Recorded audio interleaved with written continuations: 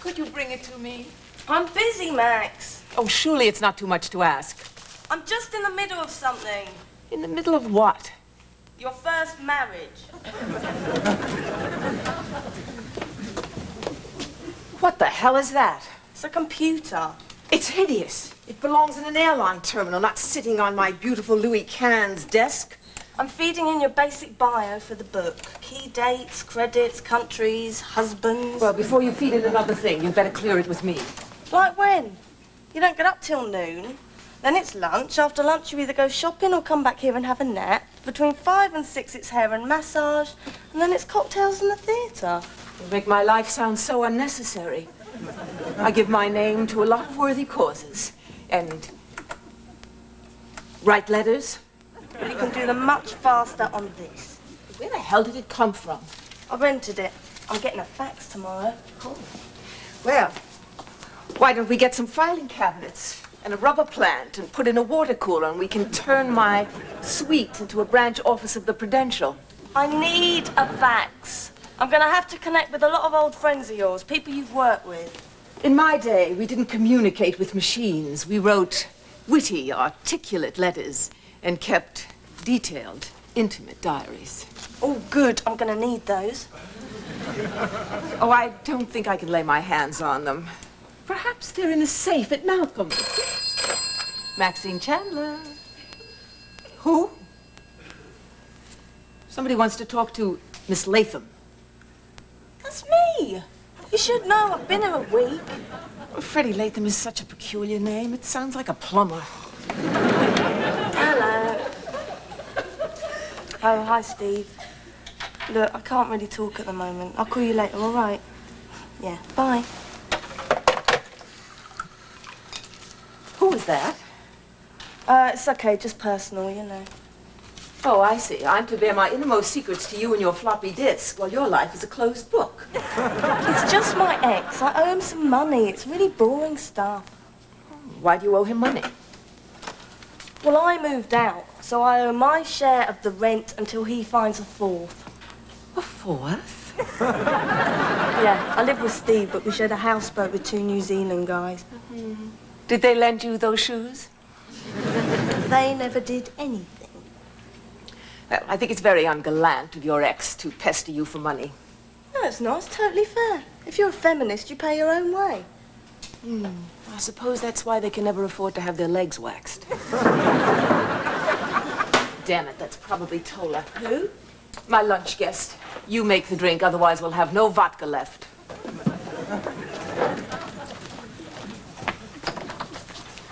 Oh, Anatole Medved. Miss Chandler is expecting me. Come in. Oh, thank you. I'm Freddie Latham. Oh, Shante. Oh. Can I fix you a drink? I might be persuaded. Perhaps a vodka? Miss Chandler's just choosing shoes, so she shouldn't be more than 20 minutes. I have spent many hours waiting for Max, especially on the sets. You directed 2 of her films, didn't you? How nice to be not forgotten, and by one so young. Well, I'm helping her with her memoirs. Then you should talk to me. I can tell you many things, some of them unprintable. Really? You know, the first film we made together was The Raging Heart. Did you see it? No, afraid not. Oh. Oh, but I do know Max had a supporting role, and the stars were her husband, Brett Savage, and Virginia Hale. Full marks. You know, Brett, he was a very wicked boy. He always wanted to make the leading lady his conquest. What, even when Max was in the same film? Oh, yes. Now, Virginia, she was playing a nun. And on the first day of shooting, we had a real Mother Superior on the set. You know, like a technical advisor. Brett came on the stage, thought he saw Virginia, whispered something unspeakable in her ear, and then he squeezed both her buns. You're joking. No. Oh, have you got a copy of the film? I have a cassette. Is there any chance I could borrow it? I'd love to show it to you. Tola! Maxine! Oh, darling boy. Dushinka! I see you already got yourself a drink. Oh, yes, I've been very well looked after. I didn't know if you'd made a reservation, so I booked us a table in the grill room. Tell me, is the charming Federica joining us? Certainly not, you old lech. She's much too busy deciphering my life. Then, regretfully, I have to bid you adieu. I could get very used to this old world charm. Be careful, dear. When a Hungarian kisses your hand, always count your rings.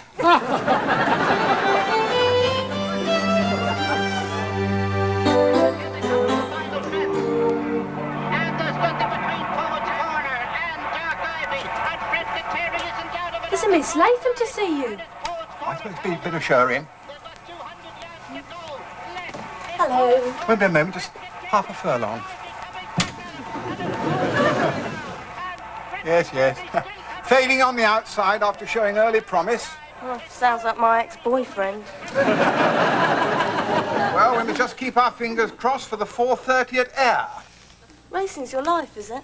Only when it doesn't interfere with cricket. I thought agenting was supposed to be a really high-powered business. Well, it is in America.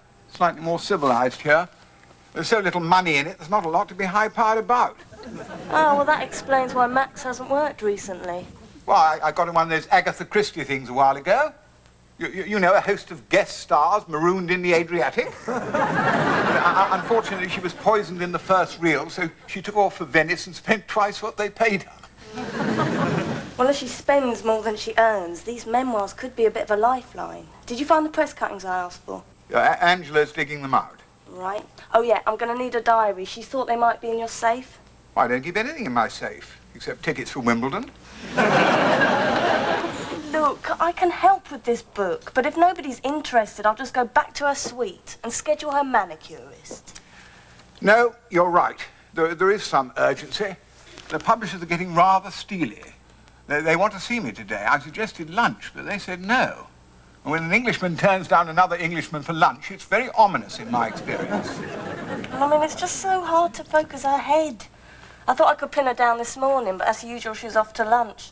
Anatole Medved. Oh, Tola. Oh, he's such a sweet old fart. I looked him up. He hasn't worked since '62. I know. I represent him, too. Then how come he can afford lunch at the Savoy Grill? Oh, she'll pay. And afterwards, she'll buy some shirts in Jermyn Street. She's generous to a fault. She hasn't paid me anything yet. Well, that's different. You see, wages come under the heading of tiresome details. Yeah, a bit like my back rent. Look, Freddie, you're obviously a very bright girl, and I do want you to stick with the job. If there's any problem with money, I'll advance you out of her upcoming fees. Yeah, but what if there aren't any? We live in hope, dear. Perhaps I'll unearth an Agatha Christie book that hasn't been filmed. Yeah, well, maybe Anatole can direct a Milli Vanilli video.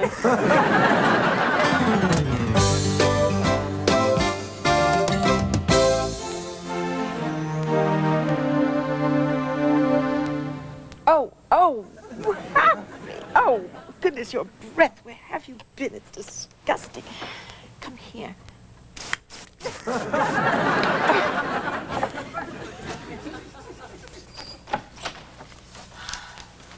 What time is it? 6:10. Oh, why didn't you wake me? You didn't ask me to. Oh, God, I look awful. Could you? I'm busy, Max. All right, I'll run my own bath. But could you at least call room service and ask them for a cucumber?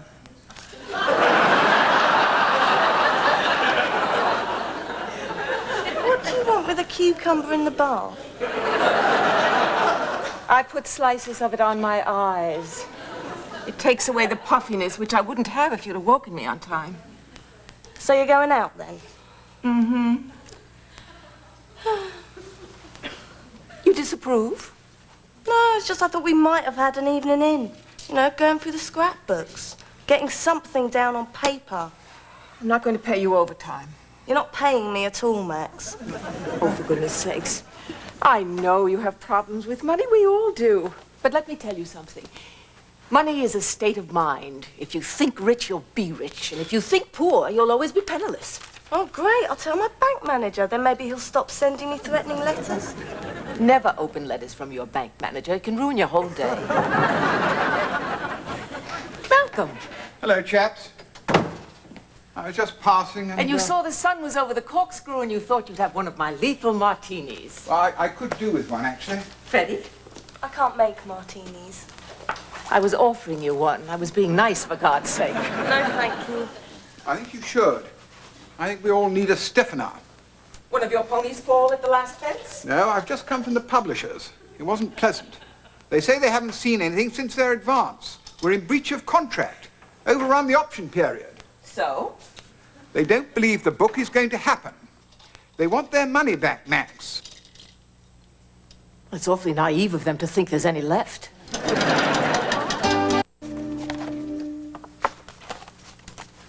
I turned down Miss Chandler's bed. Oh, I wouldn't. She might still be in it.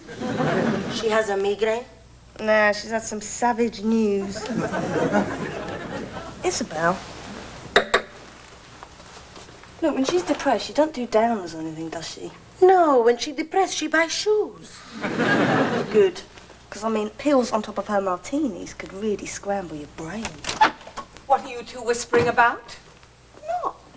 You are, and because you are, I can only conclude that you're talking about me.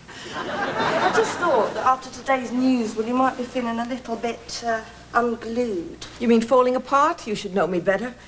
Isabel, would you do my bathroom? It's a disaster area. Si, signora. I've canceled my dinner date. I'm going to call room service. Do you want me to order you something, or are you seeing young people? No? Great.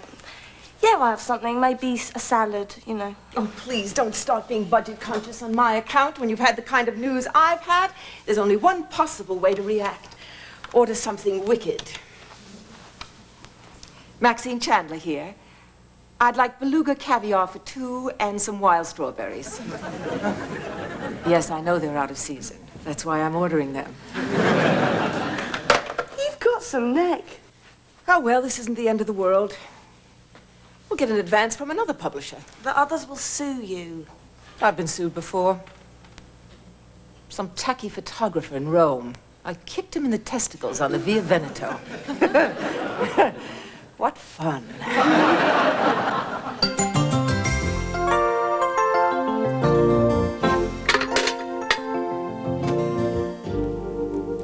Oh, I love that house. That was when Brett and I first lived in California. 1952. 51. Was it? It was on the beach in Santa Monica. It was very tiny, but we had so much fun. Oh, he's so beautiful. Did you love him very much? Brett? I was nuts about him. Of course, I didn't see very much of him. He was much busier than I was. He was already a star. I spent most of my time getting a tan and learning how to play tennis. Then in the evenings, there was lots of drinking and adultery, which suited Brett to a T, since he was a well-known lecher and drunk. Really? No, but I mean, did you know that at the time? It was impossible not to know it. Anything that moved, darling. Between you and me, I think he was Betty both ways. Bisexual. There was a strong rumor when he was on location in Ensenada, they found him in bed with his stunt double. I can believe it. Brett would have loved the thought of screwing himself.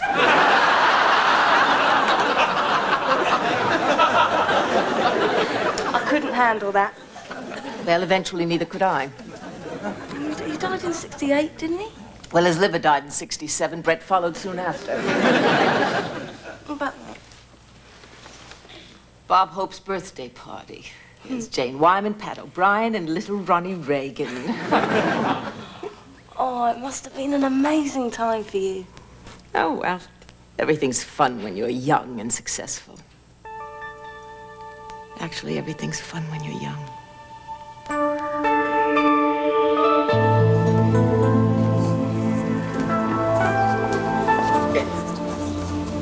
Frederica! Oh, Charmant! Grazie, Luciano. I hope I'm not late. Oh, no. I was early. Ah, the cassette, as promised. Oh, brilliant. I could have sent a messenger for this, you know. But I wanted to see you. Did you tell Max we're having lunch together? Why? Would she think you were trying to seduce me? Why would she think that? Well, she's told me your reputation, and your hand is on my knee. An affectionate squeeze. It is dangerously near a horny grope, Tola. I must confess, when you agreed to have lunch with me, my hopes flickered. Oh, you're older than my dad. Oh, this should not matter if you are a director. Oh, is that why you became one? No. I became a director because I love actors and actresses. The children, you see. And as I'm reluctant to grow up myself, we speak the same language. Oh, that's a great quote. I'm going to need some more of those. Why do you do this? You're a fascinating man, Anatole. I mean, I know you haven't worked a lot recently. But, I mean, you've met the greats. You've worked with them. You are a living witness to the heyday of Hollywood. This, of course, is true. Right, now I'm buying lunch, so keep your hands above the table and talk.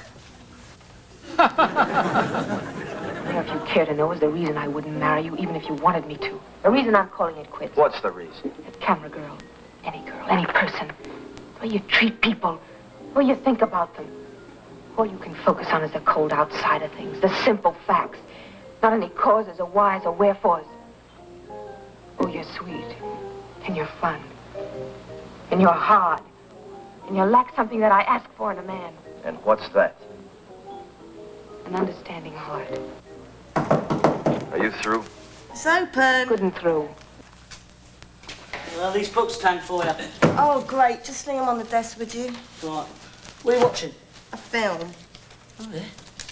Here, hang on a minute. Is that Madam? Yeah? How old was she there, then? Oh, she's quite tasty, isn't she? Yeah, she's great. Yeah, I'm off work in half hour. I'm working now, Gary. What about later, then? What about later what? Well, you know. No. What? Well, a drink or something. Gary, I don't want a drink with you. Well, why not? The way you treat people. The way you think about people. All you can focus on is the cold outside of things, not the causes, the whys, the wherefores. Yeah, well, that's what they all say, don't they? After that year, Brett and I made our first film together, The Raging Heart, directed by Anatole Medved. I played a woman with a past, which the script never bothered to explain. My presence on set did not deter Brett from his habitual pursuit.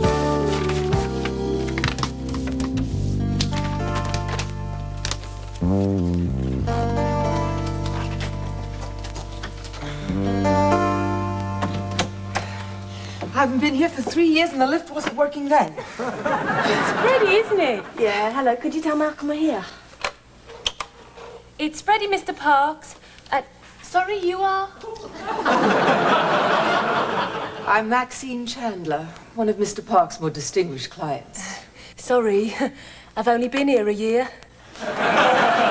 Max, darling, please come through. Malcolm, I don't know what you're being so secretive about.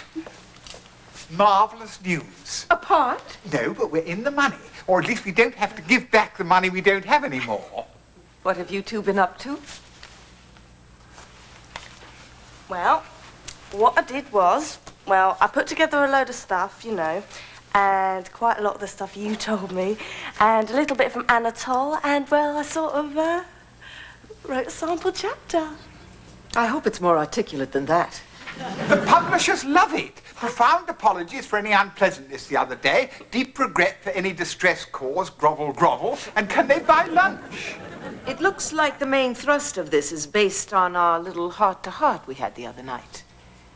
Basically, yeah. When you poured champagne down my throat and pumped me about Brett. You were on a roll, Max. It was brilliant. Those were intimate secrets I've rarely shared with anyone. Max, Freddie has saved your ass. She's betrayed my trust. You're fired. No, I'm not. No, I quit. Max, I'm very, very angry with you. Don't pout, Malcolm. Where's lunch? You still want the lunch? Why not? I'm starving and they're paying. I don't believe this. How can you fire Freddie one minute, then sit down the next and accept these people's gratitude and apologies? Very easily. I'm an actress.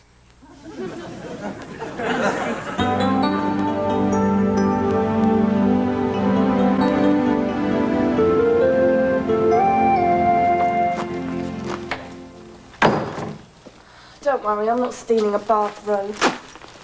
Where are you going? I'm going to clash with friends. Sorry, I thought I'd be out of here before you got there. I read this in the taxi coming back. You've got a few facts backwards, but it's really quite good. I suppose that's because it's true. It's your story.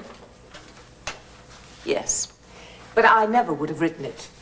You did? And I suppose that's what makes it good. Anyway, they seem to think we've got the right tone. Oh, have we? Good.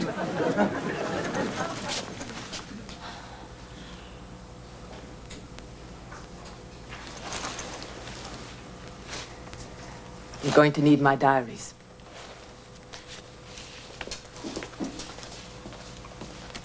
I don't know, Max. I mean, you can't treat people the way you treated me this morning and then walk in here and act as if nothing had happened. I mean, even now, the word sorry hasn't passed your lips. You knew I was impossible when you took the job. Anyway, I'll tell you what I'll do. When the book is published, I'll put a little thing in the flyleaf. With thanks to FL. No, I was thinking of something on the front cover.